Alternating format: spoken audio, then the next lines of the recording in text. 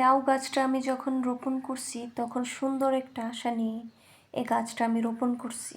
আর শুধু রোপণ করি নাই, এই গাছটাকে আমি অনেক অনেক যত্ন করে বড় করছি। আজকে আলহামদুলিল্লাহ আমার লাউ গাছে লাউ হয়েছে, আমি সেই লাউটাকে কাটতেছি। এই অনুভূতির কথা কাউকে বলে বোঝানো সম্ভব না। সো হ্যালো এভরিওয়ান, আসসালামু আলাইকুম। কেমন আছেন সবাই? আমি সুইটি ব্লগ চলে আসছি আরও একটি নতুন ভিডিও নিয়ে। আমার ভিডিওটি যদি ভালো লাগে প্লিজ অবশ্যই একটি লাইক, কমেন্ট, শেয়ার করবেন। যারা আমার চ্যানেলে নতুন অবশ্যই চ্যানেলটিকে সাবস্ক্রাইব করে দিবেন প্লিজ। আর এই তো লাউটা হাতে নিছি, আর আমার আব্বু বলতেছে তোর গাছের লাউ তোর মতোই লম্বা হয়েছে। এটা শুনে আমি হাসতে হাসতে শেষ। আমার আম্মু অনেক হাসায় আমাকে, অনেক মজার মজার কথা বলে আর আমি হাসি। ওই সাইডে আরও ছোট ছোট লাউয়ের করা আছে। সো এই তো আমার গাছের লাউ আর বেগুন অনেক মজা লাগতেছে। সো এখন আমি তোমাদের সাথে কিছু কথা শেয়ার করি। আমিও অনেক আশা নিয়ে এতটা বছর তার সংসারে ছিলাম, ভালো একটা আশা নিয়ে। সো আমার যখন ছেলে আর মেয়ে হলো তখন আমি আমার কথা বাদ দিলাম যে না, আমাকে এত মারছে, এত অত্যাচার করছে, এত অপমান করছে। শুধু আমাকে অপমান করে নাই, আমার পরিবারের লোকজনকেও অনেক অপমান করছে সে। তখন আমার এই ছোট্ট বয়সে আমার ব্রেনে যতটুকু জ্ঞান ছিল, বুদ্ধি ছিল, আমার কিন্তু বিয়ে হয়েছে 14 বছর বয়সে। সো নিজেকে আমি বুঝাইতাম, আমি নিজেকেই নিজে বুঝাইতাম যে এই লোকটা যদি 6%-এর মধ্যে 1%ও পরিবর্তন হয় বা আমার ছেলে মেয়ের কথা ভাবে তাহলে আমি ওকে ক্ষমা করে দিব। সো প্রতিনিয়তই দেখি সে হচ্ছে তার মতো করে চলে, আমার কথার কোনো মূল্যায়নই করে না সে। আমি তাকে সিরিয়াসলি ভাবেও বলছি, সব কিছুই খোলামেলাভাবে ওপেনভাবে বলছি আমি, যেন কোনো আফসোস না থাকে আমার মনের ভিতরে। কারণ আমি ভাবতাম যে পৃথিবীতে আসছি, পৃথিবীতে মানুষ দ্বিতীয়বার জন্ম নেয় না, একদিন তুই পৃথিবী ছেড়ে চলেই যাব। তাকে আমি সব বলি, তুমি এইভাবে চলো, এটা করো, ওটা করো না, আমার ছেলে মেয়ের কথা তুমি একটু ভাবো, একটু সুন্দরভাবে সম্মানের সাথে বাঁচার চেষ্টা করো। কিন্তু না, সে প্রতিনিয়তই আমার কথাগুলো হচ্ছে অসম্মান করে, আমাকে হচ্ছে ঠাট্টা মশকরা করে উড়ায় দেয় আমার কথাগুলোকে। কিন্তু আমি একটা বিষয় খেয়াল করলাম, আমার ছেলে মেয়ে কিন্তু বড় হচ্ছে, বাবা হিসেবে সে তার দায়িত্ব কতটুকু পালন করতেছে সন্তানদের প্রতি, সেটা প্রতিনিয়তই আমার মাথায় ঘোরাঘুরি করে। আর যখন সে আমার সাথে খারাপ আচরণ করে, আমার সাথে আমার ছেলে মেয়েদের সাথেও খারাপ আচরণ করে, তখন আমার মনে হয় যে এই পৃথিবীতে বেঁচে থাকাটাই আমার বৃথা।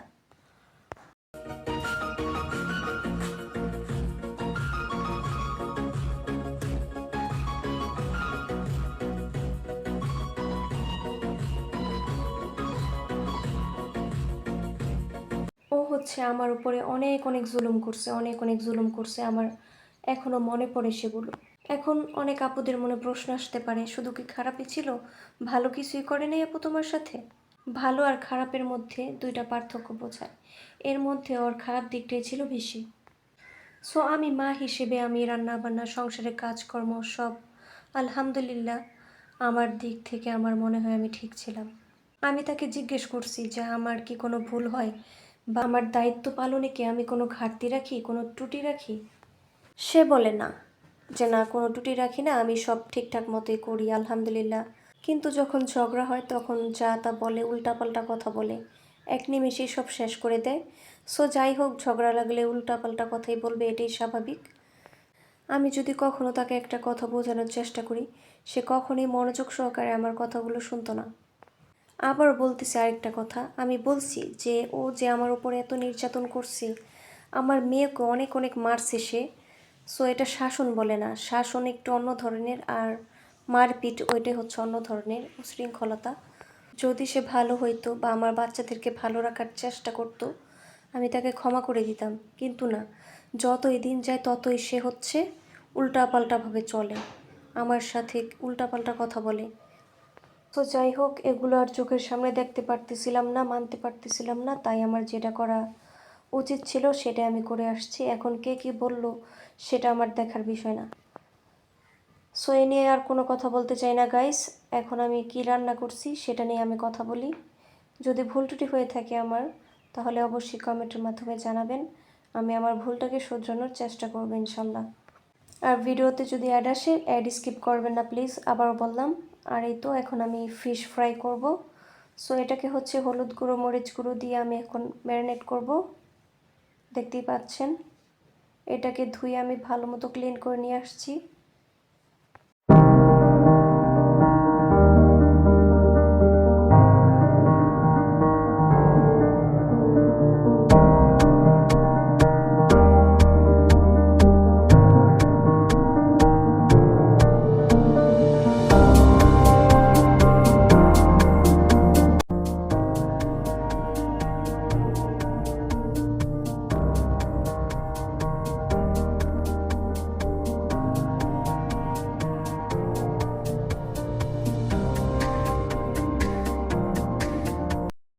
এই তো এখন হচ্ছে মাছগুলোকে আমি ভালো মতো উল্টিয়ে পাল্টিয়ে ভেজে নেব। এখানে হচ্ছে 2টা করে আমি ভাজতেছি, কারণ ফ্রাই প্যানটা ছোটো ছিল, তাই হচ্ছে 2টা করে আমি ভেজে নিচ্ছি।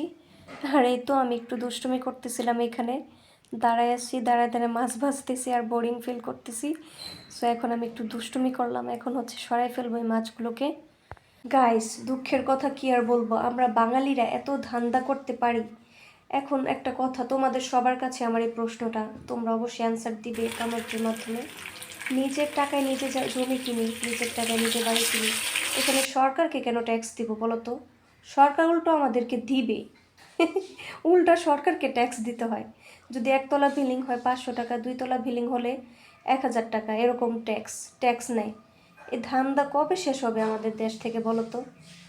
সরকার আরও দিবে, আমার মনে হয় সরকার তো এগুলো জানেই না এই ট্যাক্সের কথা।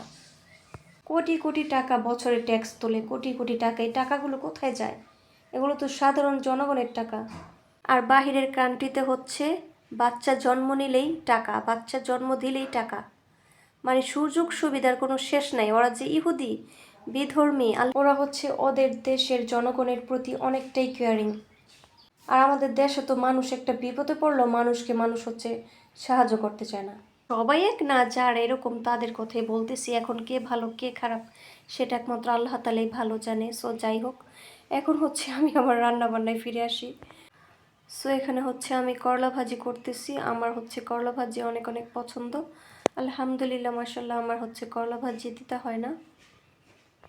তোমরা কারা কারা আমার মতো করলা ভাজি পছন্দ করো অবশ্যই আমাকে কমেন্ট করে জানাবা। সো আজকের মতো এখানেই বিদায় নিচ্ছি। Tata and take care. আল্লাহ হাফেজ, সবাই ভালো থাকবে।